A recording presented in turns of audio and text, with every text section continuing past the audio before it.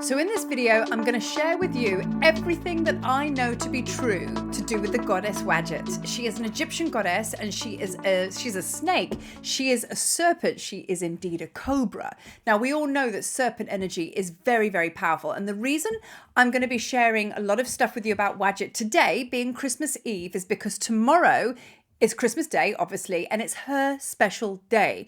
So on the 25th of December, it is in Egypt, it is known as the going forth of the goddess Wadjet, okay? She has a second celebratory day as well on the 21st of April.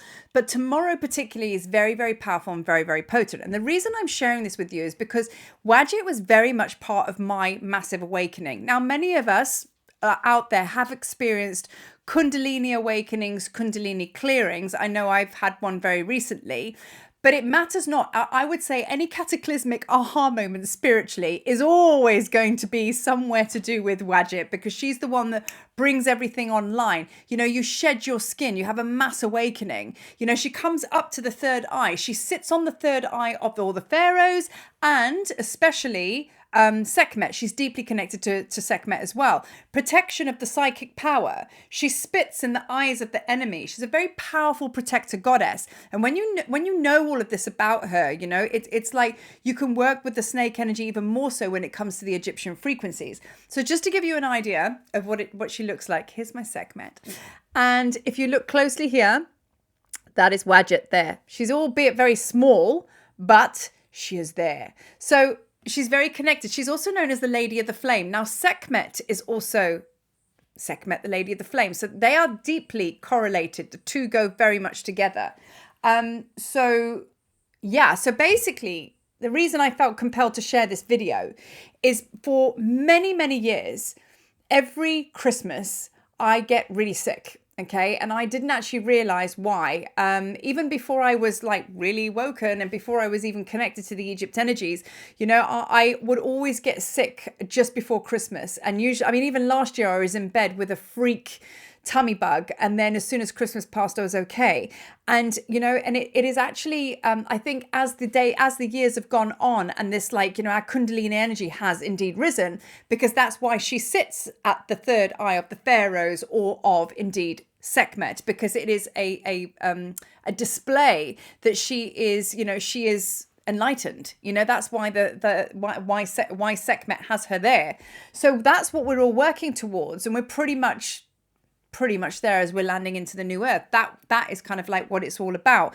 But with the Kundalini energy, it's a powerful energy to try and harness, okay? And it can easily spiral out of control. So it can be used for like great power and invocation, but it can also be used for destruction. But if not harnessed properly, it can be destructive in the most negative way, but it can be destructive in the most healing way. So you see, it's almost like driving a Lamborghini and you've only had one driving lesson. Do you know what I mean? You've got to know how to handle that power, you know? And that's why Wadjet is so very, very powerful. So many of you may have kind of like experienced what I've experienced, especially if you're very, very connected to the serpent energy like that.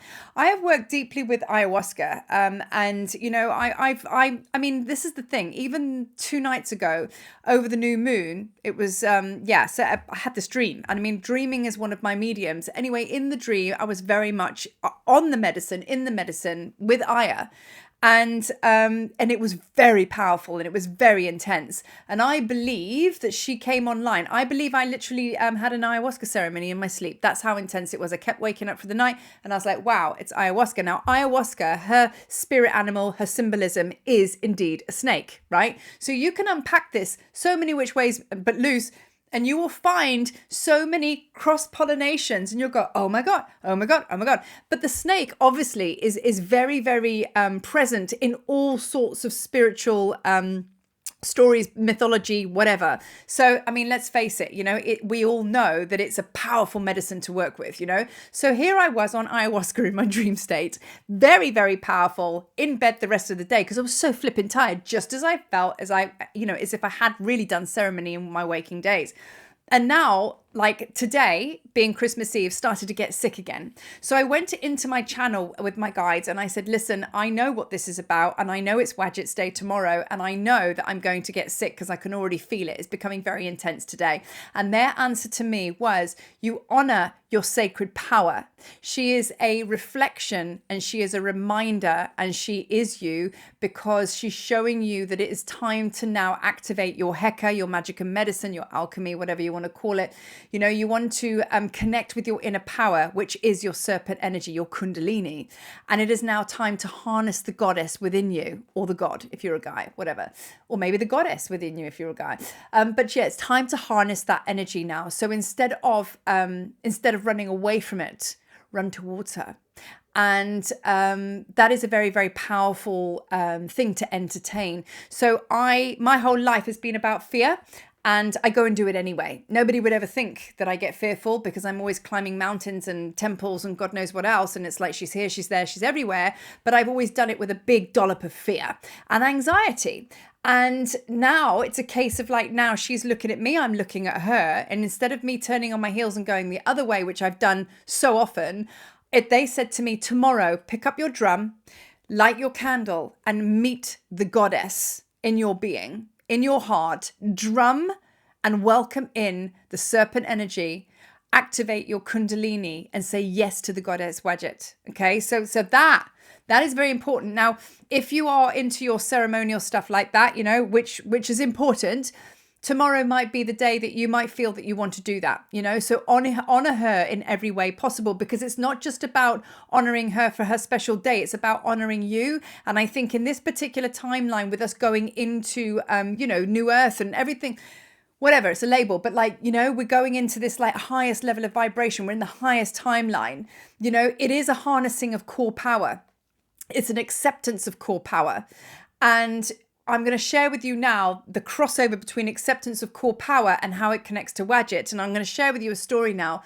A few Egypt trips ago, I went to the Great Pyramid, not the Great Pyramid, the Great Pyramid, the Sphinx. And it was a private visit. And as we sat there cross-legged in ceremony, and we were all in the cacao ceremony, I started to feel ayahuasca come on, and it really felt like the medicine was rising. And I was like, I haven't ingested her. Well, like, why would I be feeling like I'm going into an ayahuasca process now? So anyway, I started to vomit at the side of the Sphinx, and I vomited and I purged and I vomited, and I put my hands up on the tablet on the Sphinx, and I just asked, what is this all about? And they said, you got to let go. You got to let go of everything. Now, the reason I brought up acceptance of core power is because this stone being the Sphinx, now it's the Earth's altar, and that for me represents acceptance of core power, because it's an access, it's a stellar gateway to the 8th dimension.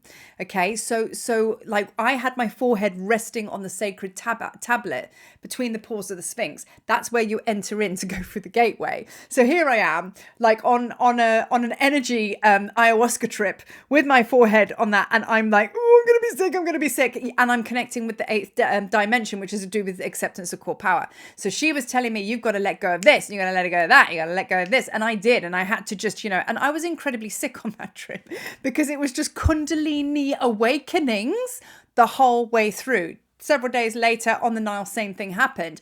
So Wadjet was very much at play, and Wadjet will come for you when it's your time. And this year started to get sick, as I say, but I'm a lot more wiser and evolved and ascended. And I understand what's going on, yet I still feel sick. So I am working with her today, and I'm honoring myself. And tomorrow I will honor the bigger picture, and I will indeed go and meet the goddess at the going forth of the Wadjet ceremony. And I will meet her tomorrow on the 25th, and I will proclaim my power, and I will now access that kundalini part of myself, which I've been trying to keep down. And I'm sharing this with you because I believe we've all been doing that.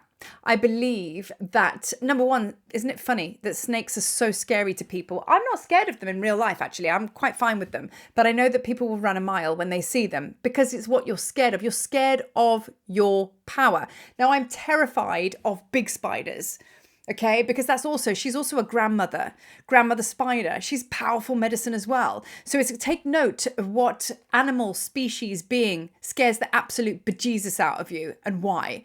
So, it's all about acceptance of core power, and it's all about the Kundalini rising. And let's face it, Wadjet is all about shedding one's skin. It's about resurrection. It's about coming online again. Let me just look at my list.